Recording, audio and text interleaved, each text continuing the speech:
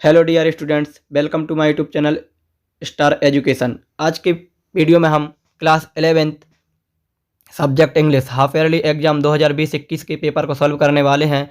तो यह वीडियो आपके लिए बहुत ही हेल्पफुल होने वाला है, तो वीडियो को शुरू से लेकर अंत तक जरूर देखें और यदि वीडियो पसंद आए तो वीडियो को लाइक करें। तो आइए चलते हैं वीडियो की ओर और देखते हैं आज के हमारे पेपर का सॉल्यूशन। तो आज की वीडियो में हम क्लास 11th के इंग्लिश के पेपर को सॉल्व करने वाले हैं। तो पहले सेक्शन नंबर ए में एक आपको अनसीन पैसेज दिया हुआ है। इस अनसीन को पढ़ के आपको इन क्वेश्चनों के आंसर देना है। तो आपको यहाँ पर ये अनसीन दिख रहा है और इसके क्वेश्चन लिखे हुए हैं 11 क्वेश्चन। इनमें से आपको 10 क्वेश्चन को अटेम्प्ट करना है। तो आइए इनका सॉल्यूशन देखते हैं।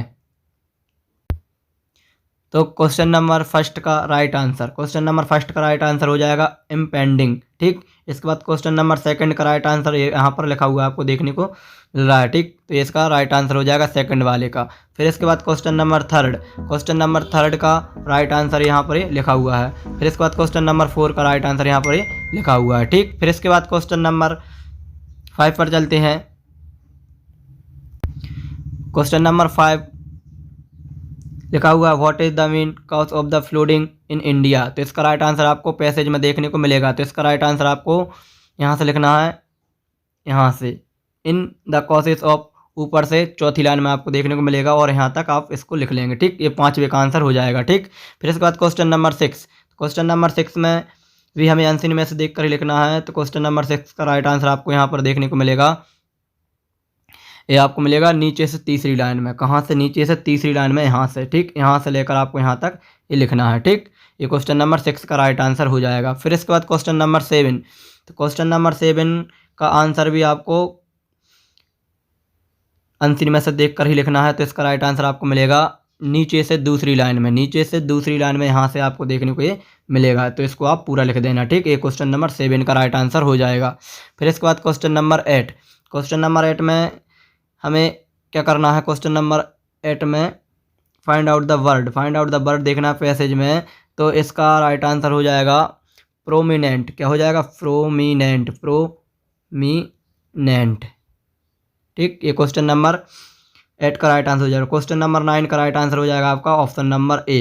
ठीक, इसके बाद क्वेश्चन नंबर 10 या 11 में से कहीं से भी आप एक क्वेश्चन कर सकते हैं और इसका राइट आंसर भी आपको आंसर में ही देखने को मिल जाएगा। तो ये आप अपना आंसर यहाँ से ढूंढ लेना। ठीक, इसके बाद क्वेश्चन नंबर 2 पर चलते हैं। तो क्वेश्चन नंबर 2 में आपके लिए एक और पैसेज दिया हुआ है और इसमें एनी 8 क्वेश्चन को अटेम्प्ट करना है। कितने क्वेश्चनों को? 8 क्वेश्चन को अटेम्प्ट करना है। तो आपको यहाँ पर कितने क्वेश्चन दिए हुए हैं? 9 क्वेश्चन दिए हुए हैं। तो इन 9 क्वेश्चन में से आपको कोई से 8 क्वेश्चन अटेम्प्ट करना है। तो हम इन क्वेश्चनों के आंसरों को देखते हैं। तो सेकंड आंसर पैसेज के आंसर का पहला क्वेश्चन का आंसर यहाँ पर लिखा हुआ है, आप यहाँ से जल्दी से नोट कर लें या फिर स्क्रीनशॉट ले लें। ठीक, ये मैंने खुद अपने हैंड राइटिंग से लिखे हुए हैं, बहुत ही मेहनत करके ये वीडियो बना रहा हूँ। तो आप वीडियो को ज़रूर लाइक करें और अधिक से अधिक बच्चों के लिए शेयर करें ताकि ये वीडियो प्रत्येक बच्चे तक पहुँच सके। फिर इसके बाद क्वेश्चन नंबर 2 का राइट आंसर आपको यहाँ से देखने को मिल रहा है। तो आप यहाँ से नोट डाउन कर लें। ठीक, इसके बाद क्वेश्चन नंबर 3 का आंसर यहाँ पर लिखा हुआ है। ठीक, फिर इसके बाद क्वेश्चन नंबर 4 का आंसर लिखा हुआ है। क्वेश्चन नंबर 4 का आप ये सेकंड वाला राइट करना। ठीक, ये वाला करना। ठीक, इसके बाद क्वेश्चन नंबर 5 का आंसर भी आपको यहाँ को देखने को मिल रहा है। ठीक, क्वेश्चन नंबर 5 का राइट आंसर। फिर इसके बाद क्वेश्चन नंबर 6 का लिखा है, क्वेश्चन नंबर 7 का भी लिखा है, क्वेश्चन नंबर 8 का। तो आपको 8 क्वेश्चन अटेम्प्ट करना थे। इन 8 क्वेश्चन के आंसर मैंने आपके लिए प्रोवाइड कर दिए। फिर इसके बाद क्वेश्चन नंबर 3 पर चलते हैं। क्वेश्चन नंबर 3 में आपको एक पैसेज दिया है और इस पैसेज से आपको क्या करना है? इसका टाइटल बताना है और नोट्स बनाना है, नोट्स मेकिंग बनाना है और उसका टाइटल बताना है और इसकी एक समरी बनाना है। तो एक क्वेश्चन आप खुद स्वयं अटेम्प्ट कर सकते हैं। ठीक, इसका टाइटल बता देना, इसको आप अच्छे से पढ़ना है, इसमें किसके बारे में जानकारी दी गई है उसके बारे में आपको बताना है। फ्रेंडशिप है, इसका आप बार बार पढ़ेंगे तो आपको समझ में आ जाएगा। नॉलेज के बारे में बात की गई है, लीडरशिप नॉलेज के बारे में। तो आप देख लेना, आप अपने हिसाब से इसका क्या हो जाएगा। ठीक, और इसके नोट्स बना देना और समरी बना देना। तो आप इसका राइट आंसर कर सकते हैं। इसके बाद क्वेश्चन नंबर 4 पर चलते हैं। तो क्वेश्चन नंबर 4 में आपको क्या लिखे हैं? फिल इन द ब्लैंक्स दिए हुए हैं और यानी 4 क्वेश्चनों को आपको अटेम्प्ट करना है। तो यानी 4 क्वेश्चनों को अटेम्प्ट करेंगे तो फिल इन द ब्लैंक्स में पहले का राइट आंसर हो जाएगा आपका एन। क्या हो जाएगा? एन। ठीक, SDM के अंक क्या लग जाएगा? एन लग जाएगा। और सेकंड वाले का राइट आंसर हो जाएगा आपका सम। क्या हो जाएगा? Some money. ठीक, फिर इसके बाद question number third, question number third का राइट आंसर हो जाएगा आपका वेंट। क्या हो जाएगा? वेंट, क्योंकि ट्राइड लिखा है, सेकंड फॉर्म लगी हुई है। ठीक, फिर इसके बाद question number four, question number four का आपका राइट आंसर हो जाएगा हैज स्टार्टेड। क्या हो जाएगा? Has started. ठीक, फिर इसके बाद question number five, question number five का राइट आंसर हो जाएगा आपका विगन। क्या हो जाएगा? विगन, डी वाला राइट आंसर हो जाएगा। ठीक, तो ये क्वेश्चन नंबर फोर आपका कंप्लीट होता है। इसके बाद question number five, question number five में आपके डू एस डायरेक्ट दिए हुए हैं। Any four do S direct को आपको क्या करना है? अटेम्प्ट करना है। तो यहाँ पर फाइव दिए हुए हैं, फाइव में से आपको कोई से चार डू एस डायरेक्ट कंप्लीट करना है। तो इन डू एस डायरेक्ट को देखते हैं हम। तो क्वेश्चन नंबर फाइव में डू एस डायरेक्ट हैं, तो डू एस डायरेक्ट यानी फोर डू एस डायरेक्ट करना है। तो पहले का राइट आंसर हो जाएगा they did not support me. Second वाले का राइट आंसर हो जाएगा cricket is being played by Hari. Question number four मैंने आपके लिए सेकंड बताया है, थर्ड बताया, फोर पहला नहीं किया इसका, क्योंकि यानी फोर करना है। तो जो इजी थे मैंने उनके लिए हल कर दिया है। ठीक, तो फोर का हो जाएगा unless he does not take taxi he will miss the train. फिर इसके बाद नेक्स्ट है they have won the match. तो ये चार आपके डू एस डायरेक्ट कंप्लीट होती हैं। ठीक, इसके बाद में क्वेश्चन नंबर सिक्स पर चलते हैं। तो क्वेश्चन नंबर सिक्स में आपके लिए एक एक्सट्रैक्ट दिया हुआ है, इसको पढ़ के आपको इनके राइट आंसर देना है। ठीक, तो एक्सट्रैक्ट आप पढ़ लेंगे। यदि मैं आपके लिए पढ़ के बताऊंगा तो वीडियो ज़्यादा लंबा हो जाएगा। तो इसके ऑप्शनों पर चलते हैं। डाट ए का पहले का राइट आंसर हो जाएगा वी। क्या हो जाएगा? वी। ठीक, इसके बाद सेकंड वाले का राइट आंसर हो जाएगा आपका सी। क्या हो जाएगा? ऑप्शन नंबर सी इसका राइट आंसर हो जाएगा। इसके बाद question number third, question number third का आपका राइट आंसर हो जाएगा, क्वेश्चन नंबर थर्ड का राइट आंसर होगा आपका बी। ठीक, ट्रांसिएंट। ठीक, फिर इसके बाद क्वेश्चन नंबर इसका और दिया है, तो जिसको और करना है तो उसके राइट आंसर मैं आपके लिए बता देता हूँ। और वाले में पहले का राइट आंसर हो जाएगा आपका the voice of the rain. The voice of the rain, C वाला। और सेकंड वाले का राइट आंसर हो जाएगा आपका रेन। क्या हो जाएगा? रेन। ठीक, और थर्ड वाले का आपका राइट आंसर हो जाएगा स्ट्रेंज। क्या हो जाएगा? स्ट्रेंज, मतलब ऑप्शन नंबर ए इसका राइट आंसर हो जाएगा। तो इनमें से आप कहीं के भी सॉल्व कर सकते हैं, दोनों में से। ठीक, एक कोई सा आपको हल करना है। और आपको यहाँ पर ये लिखे हुए देखने को मिल रहे हैं, आप यहाँ से भी नोट कर सकते हैं। ये क्वेश्चन नंबर सिक्स के राइट आंसर हैं और ये उसके और के राइट आंसर हैं। ठीक, आप दोनों में से कहीं एक को हल कर सकते हैं। ठीक, इसके बाद क्वेश्चन नंबर सेवन पर चलते हैं।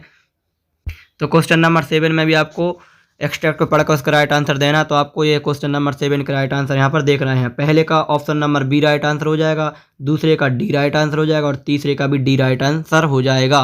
और इसका और देखते हैं, तो इसके और में पहले का आपको राइट आंसर हो जाएगा ए, दूसरे वाले का डी और तीसरे वाले का हो जाएगा सी। ठीक, फिर इसके बाद आप यहाँ से भी देख सकते हैं क्या हो जाएगा, पहले वाले का बी, पहले वाले क्या हो जाएगा बी, सेकंड वाले का डी और थर्ड वाले का भी क्या हो जाएगा डी हो जाएगा। फिर इसका और दिया है, और को भी आप हल कर सकते हैं, दोनों में से कहीं का एक करना है। तो इसमें पहले वाले का ए हो जाएगा, दूसरे वाले का डी हो जाएगा और तीसरे वाले का सी हो जाएगा। ठीक, इसके बाद क्वेश्चन नंबर 8, क्वेश्चन नंबर 8 में आपको एनी 6 क्वेश्चन को अटैम्प्ट करना है। तो इनमें से जितने क्वेश्चन मेरे को मिले मैं उनके आंसर आपको बताने वाला हूँ। बाकी आप अपने बुक को यदि अच्छे से पढ़ेंगे तो उनकी कहानियों को आप समझेंगे तो आपको राइट आंसर मिल जाएंगे। तो पहला दिखा है कि which among this does not describe the grand mother in portrait of a lady. मतलब इस कहानी में दादी माँ के किस भाग के बारे में वर्णन नहीं किया गया है। तो सिल्वर लुक्स के बारे में कहा गया है, इसके बारे में कहा गया है और पेल फेस के बारे में कहा गया है, लेकिन रोजी चीक्स का वर्णन नहीं हुआ। तो इसका राइट आंसर हो जाएगा ऑप्शन नंबर डी। फिर इसके बाद जो सेकंड वाला राइट आंसर है, सेकंड वाले राइट आंसर में क्या लिखा है, व्हाट डज सेक्युलेशंस मीन, मतलब दूरी का क्या कारण है। तो इसका राइट आंसर हो जाएगा आपका सेकंड वाले का ए। क्या हो जाएगा, सेकंड वाले का आपका राइट आंसर हो जाएगा ए। ठीक, ये दो क्वेश्चन मैंने आपके लिए बता दिए हैं। फिर इसके बाद तीसरा क्वेश्चन है from where did the ship sail for the voyage in we are not afraid to die. तो इसमें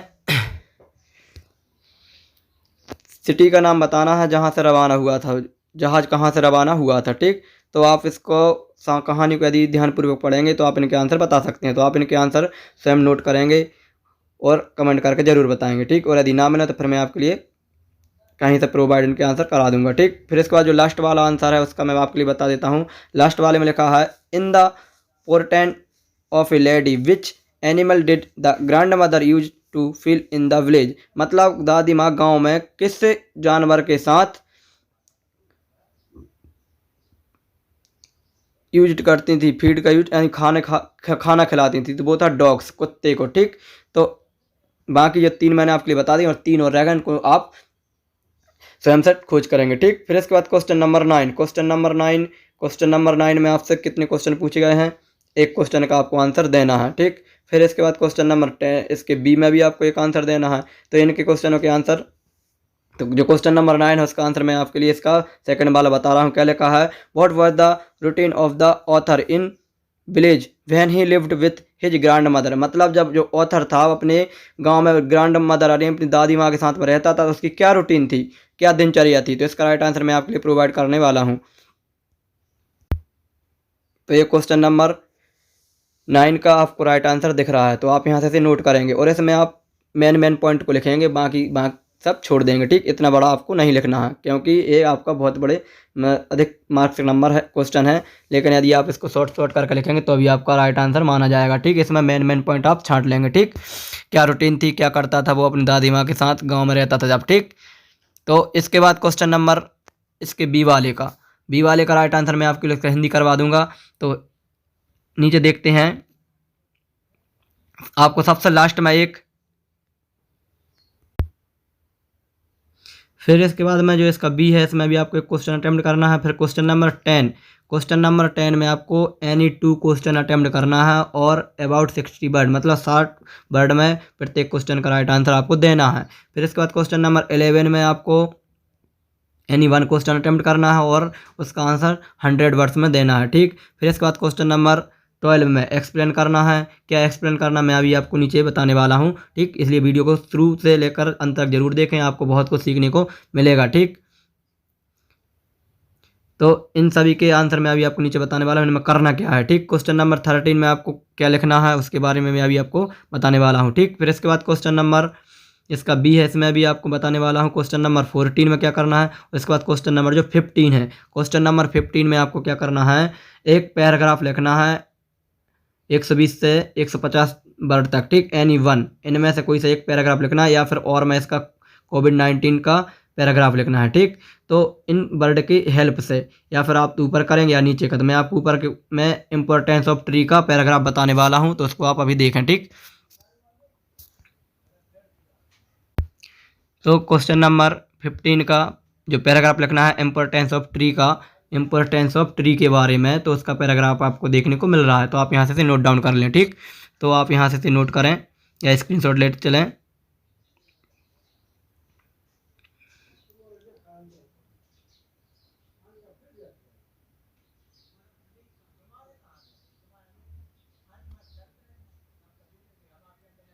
इसे आप यहाँ से स्क्रीनशॉट भी ले सकते हैं या फिर नोट भी कर सकते हैं। ठीक, तो ये इम्पोर्टेंस ऑफ ट्री का पैराग्राफ है।